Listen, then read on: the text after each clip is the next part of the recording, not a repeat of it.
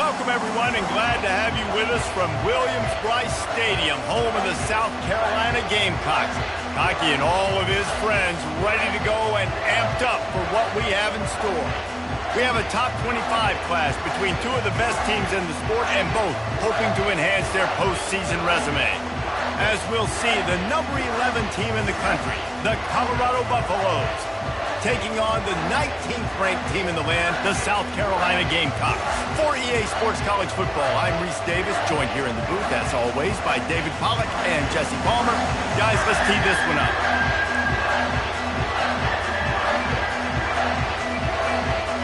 And the Buffaloes will get us started with the opening kickoff.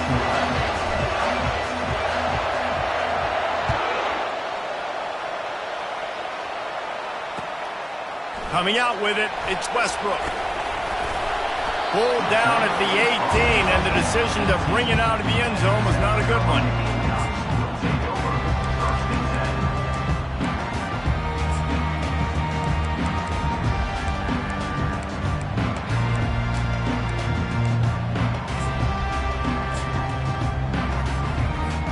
Offense working from the pistol.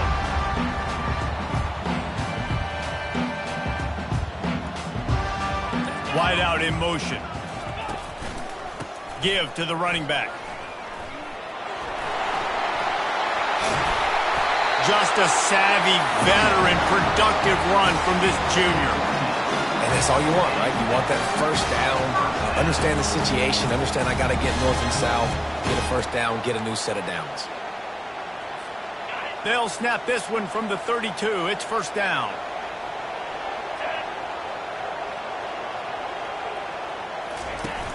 Use the play fake, now to throw. That was an eyelash away from being picked off, and that is not the way to set the tone with a near pick on your opening drive. You know what I really like about games like this at this point in the season? You find out who you are. You find out whether you're going to stay in the race. And who can step up and handle the challenge, right? This is easily one of the toughest games to date for both of these programs coming into this one. So there's a lot of eyeballs, David, on this game to find out who's mentally and emotionally the toughest. Yeah, and we're going to point to this game as we get later in the year and big decisions are made. You've got a top 25 win. You beat them in the middle of the season, X, Y, and Z, so these are big for the resume. The Gamecocks have it with a 1st and 10. Here's the handoff.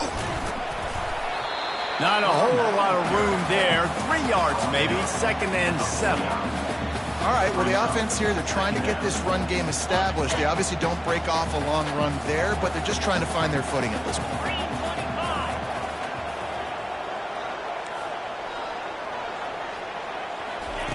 He wants to pass it on 2nd down. Flips it out to the back. And just a short and safe pass play, they pick up a few. Well, he made the grab, but the doors closed quickly after that. And I like this. I want to find my running back, but man, he's got to do a little more damage after the catch. I need a stiff arm. I need a spin move. I need something where he can make that guy miss and pick up a bunch of yards and maybe get a big play out of it. And they did not let him get to that 1st down line. It'll bring up a call here. And the Gamecocks line up to punt it away. First punt of the day, and he'd love to lock them up close to their goal line.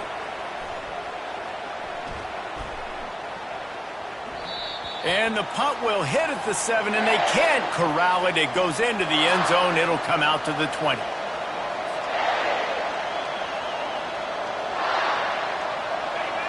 You can barely hear yourself thinking here as they're trying to get this defense off to a good start.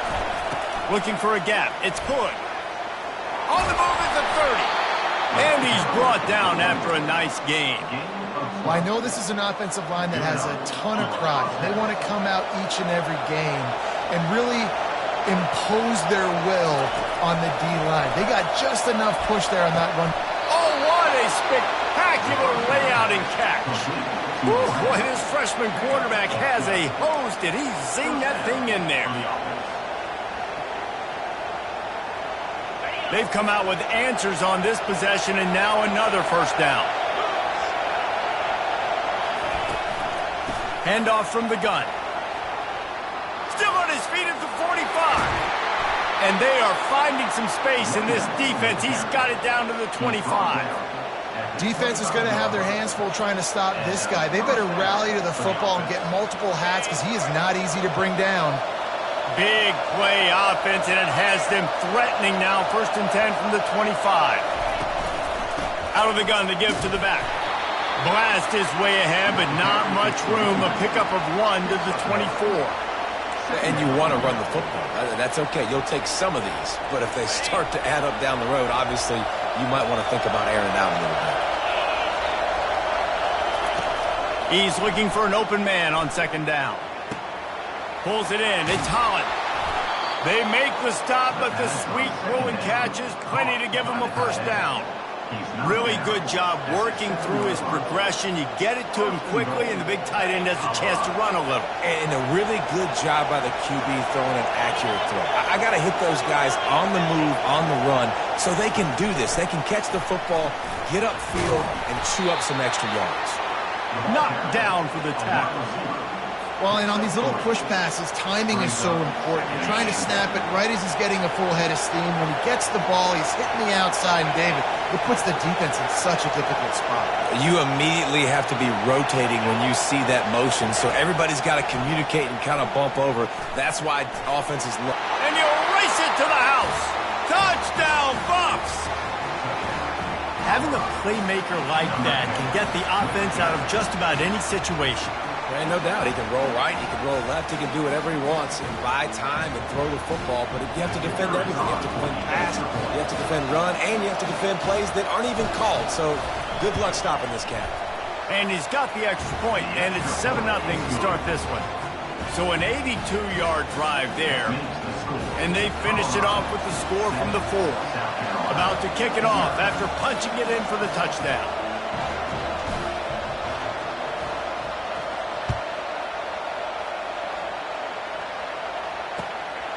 Fielded in the end zone, it's Westbrook. He's brought down at the 16. Would have been much better off to take the touchback.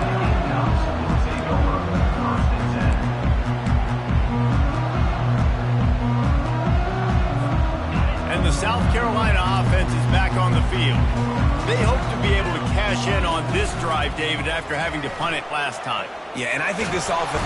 And the quarterback caught up to and sacked at the 12. This defense got a lot of people's attention last week when they had 3 sacks. And you know the offense was watching film, and they saw all these pass rushers and their abilities. They thought they had a good plan, but it's not working right now. They've already given up a sack here early in the game. Got his man downfield. He'll move it up to the 37-yard line, and it'll be a 1st down. That was a really nice catch and an even better run after the grab. And get that ball to your playmaker. What's good about having him in the slot is he can go either direction. You can get him matched up on somebody that's not as fast. And you watch, he can run away from those linebackers. And the defense is all over the quarterback, and down he goes. That's a good example there of complementary defense. The DBs and linebackers are playing zone. They're playing their spaces, and they force the QB to have to hold the ball, try to work through his progressions, and then the pass rush, they win up front. Takes a shot as he lets it go. Throws into double coverage, and it's picked off. And after the interception and the turnover, this defense has set its offense up for business.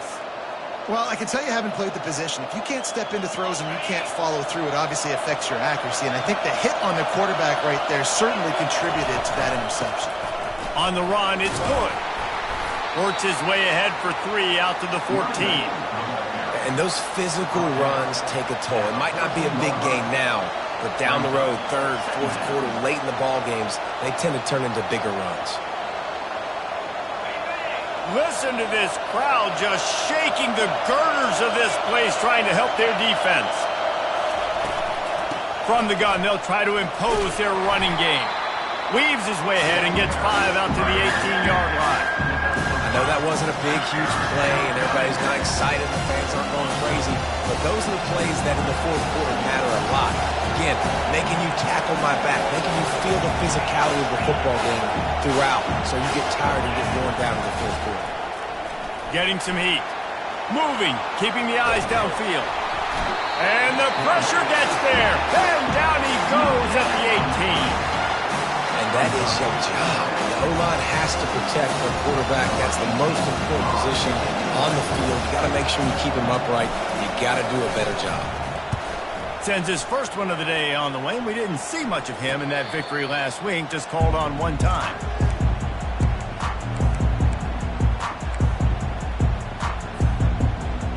South Carolina ready to go on the attack in another offensive odyssey.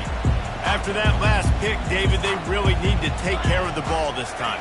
No doubt. And Palmer, I want to know what Spurrier said to you on the sideline after a pick. Do that again, and you'll be right here beside me for the rest of the game. You got to go out. You got to call your plays, and I hope this coaching staff isn't going to be afraid to throw it this drive. Time winding down in the quarter as they come to the line. He's going to pass on second down.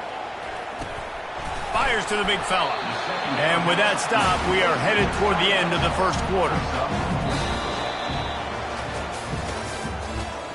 That's the end of the first quarter. With the score, Colorado 7, South Carolina 0.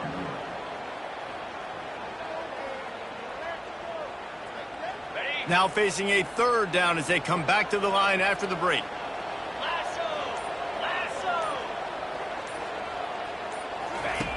From the gun, wants to pass. And he was hit just as he released it, and it falls to the turf. Yeah, and I'll give him toughness points. He stood in there, stared down the barrel, got whacked, but I won't give him smarts points because he threw into double coverage. You got to make a better decision than that. So try not to get walloped, and definitely don't throw up into double coverage. He couldn't find much running room there, didn't get a lot of blocking, and he'll step out of bounds.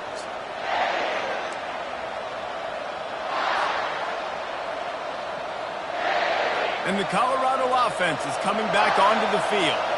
Here's another opportunity, Jesse, to stretch out this lead after punting last time. I think it goes back to your playmakers, Reese. I think it's finding the guys that have been working for you earlier on in this game and getting them the football.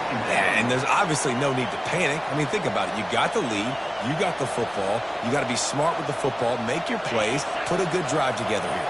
Couldn't make the connection on first down. Now here on second. He's looking to throw. He uncorks one deep. He makes a grab. And he will score. Touchdown, Colorado. This offense is so good. Man, they can hurt you in so many different ways, and they do it so quick, so explosive. They can put small drives together, big drives together. They've really had a great year, and that's why they're a top 10 offense. And let's check in with Kevin Connors in the studio. Kevin? Guys, let's get you up to speed on what's going down in this fun college football game today. Nebraska is ahead early in Lincoln, but that's not exactly Mike Rozier out there running the ball. This game is a long way from over. They're up by 7 over Oregon State. For now, it's back to you fellas, but of course, if anything changes, we'll see it right here. And how about that one? Kevin will be keeping an eye on everything going on elsewhere. And the South Carolina offense is back on the field.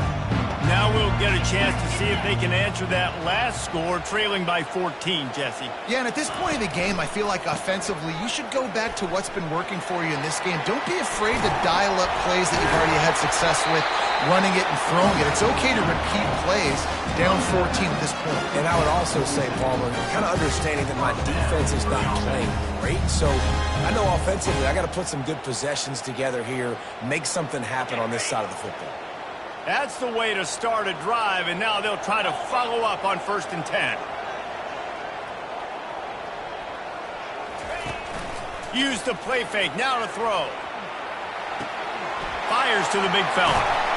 All down at the 39-yard line, but he's got 15 yards on the play and a fresh set of downs. And that's why QBs love their tight ends so much, right? Especially when they're athletic, because they make short throws turn into long gains. Because of his ability after the catch, it's so unique and special. He is dominant in this offense. And he was hit just as he was releasing the pass, and it falls to the ground incomplete.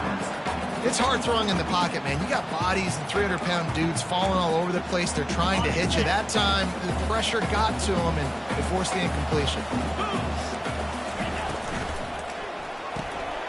The RPO, it's complete. Really confident throw and catch there. Big pickup, and they have a first down. And a big key on that throw to the slot receiver, guys, is putting the ball out in front. The location of the throw is what helped that guy get extra yards after the catch.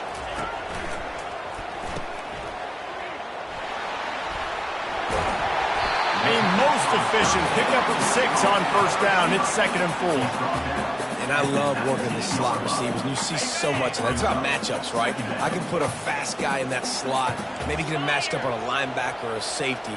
I like working those guys in those matchups. Favorable for the offense for sure. Nowhere to run on that one. He loses 4 on the carry. Nice job playing assignment football by that defensive end. Knowing what my job is, not letting that quarterback get out, get loose, making a good play, and most importantly, being there in the right spot and getting him on the ground.